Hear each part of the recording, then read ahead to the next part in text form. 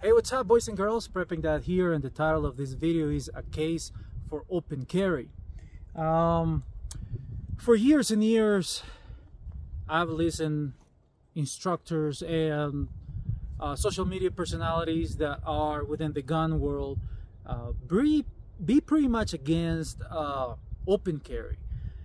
Until about a week ago, I am a follower of John Lovell, and I'll tell you my personal opinion has always been there is a time and place for open carry, and given the times that we are living in, depending on the place where you're at, it might be time to open carry. But going back to what I was going to say about John Lovell, he came up with a video about the positives of open carry, and I thought he was right on point. Plus, I believe I have an extra point, positive one of my own. So let's start with positives. If you are, I'm about to go into town, about to go to the grocery store, and I will be open carrying my 1911.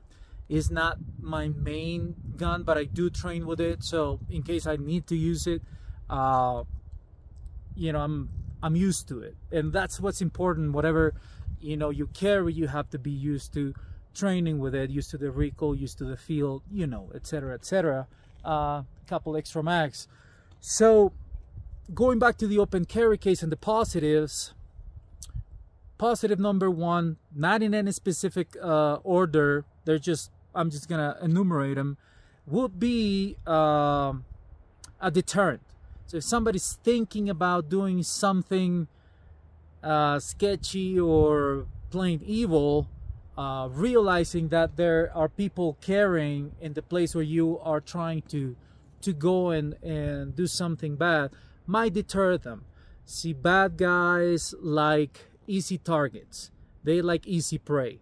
They don't like anybody putting up a fight. They like easy money, and so it will be a deterrent, if you are open carrying. Number two, where I live is a small town, and we get a lot of tourism.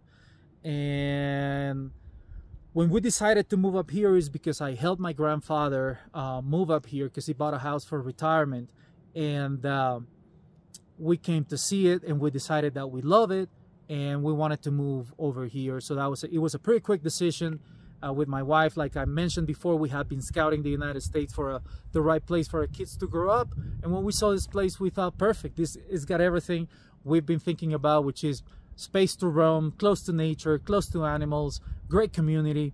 And so we moved up here. So just like we did it, many people decide like that on a whim. Like they'll go and take a weekend trip somewhere, and they'll decide to move somewhere. Well, I'm somewhat of conservative thinking. I'm a libertarian. I believe in freedom, but I believe in respecting whatever people want to do, but when I see tourism that comes here, you get all walks of life. And so me walking around in town and other people walking around in town open carrying sends a message: hey, in this town we open carry, so if you're gonna move up here, get used to it. I don't care if you're offended, I don't care if you feel unsafe. The community here knows me, and I know them, and I've seen somebody open carry, many of my friends open carry, and so we don't get alarmed. Plus, this is the mountains, and it's pretty country life around here. If somebody's open carrying, it's like, but if you're not used to it, you might feel uncomfortable, but hey, there's nothing we can do about it. That's your deal. It's because you haven't been around it, and that's normal. If you live in a city, cities have so much population that they need more governance, and that's why cities decide you cannot open carry in Denver. I think it's frowned upon. If not, you might get a ticket. You might get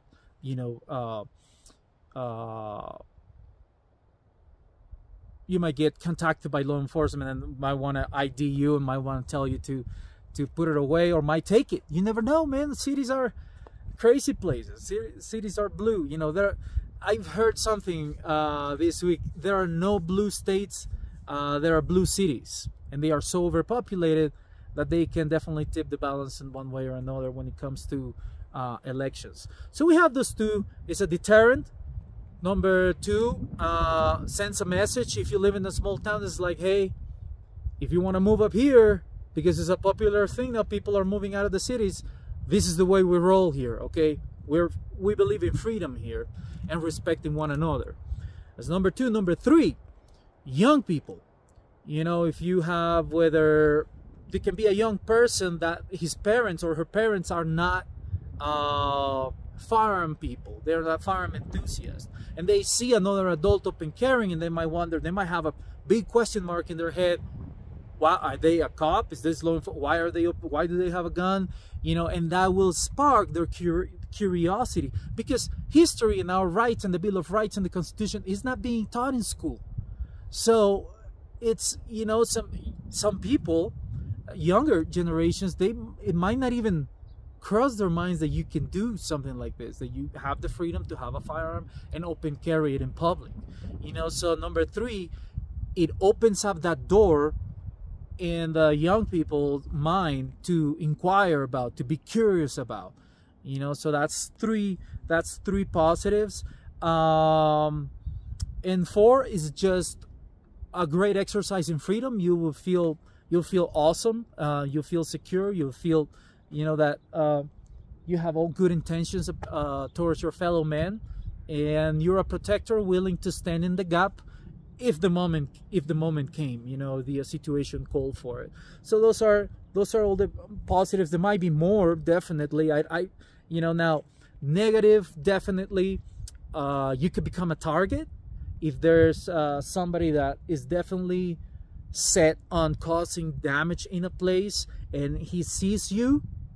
You will be the first one to go down. Remember, we are very easy to ambush. We are very easy to kill. All of us.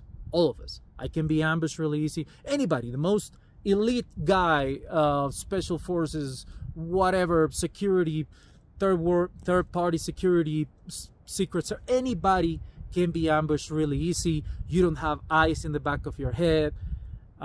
You can definitely be taken by surprise. So open carrying definitely has an element of you having to take a higher responsibility to be able to have your head on the swivel, have excellent situational awareness, and if the situation happened that somebody's trying to yank it out, you're gonna have to defend yourself and protect your firearm, because that's lethal force and you should not allow anybody to snatch your firearm from you.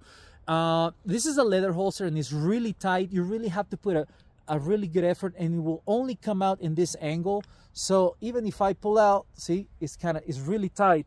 So a quick yank will not do it. I'll feel the yank and I'll definitely hammer fist. Well, I hope it's not a friend, because it hurts. If you hammer fist something with this side of the bone, it won't hurt you. But whomever gets hit on the inside of the bone, it will hurt a lot. Ask me how I know. Years of training Krav Maga. I did not like being the one with the knife. When we trained knife stabs, slashes, I didn't like to be the attacker, because the defender defends you with the outside, and it's harder, and your nerves are used to being hit there. But if you get hit here in this manner, if somebody's trying to grab your gun and you hit them on their inner side with your outer side, yeah, it will hurt a lot. You can break their bone and you'll be fine. So tip for you. Anyway, so it's either tight, secure, situational awareness, and also if you're gonna use a Kydex holsters, they come with retention 1, 2, and 3. 1 and 2 to me is kind of enough, especially if it's 1. I like the one with the paddle inside the holster that you have to activate with the thumb. So when the thumb goes in, you have to push a paddle, and that's the only way the firearm can come out. The one that has the paddle on the outside, you can see it, and if you know anything about holsters, they'll figure out. They just have to push the paddle and yank it from you. So anyways, guys, let me know what you think about open carry. I think it's time to stand up. We're getting attacked so much by the left, wanting to make us look like the bad guys when we are not. This country was founded on guns. There would be no United States if our founding fathers didn't get a hold of guns and started the revolution. All right, and as long as you carry a gun, you will never be submitted to the whims of another human being against your will. Anyways, guys, stay safe, stay strong, train a lot, and God bless you all. Prepping Daddy going dark. See ya.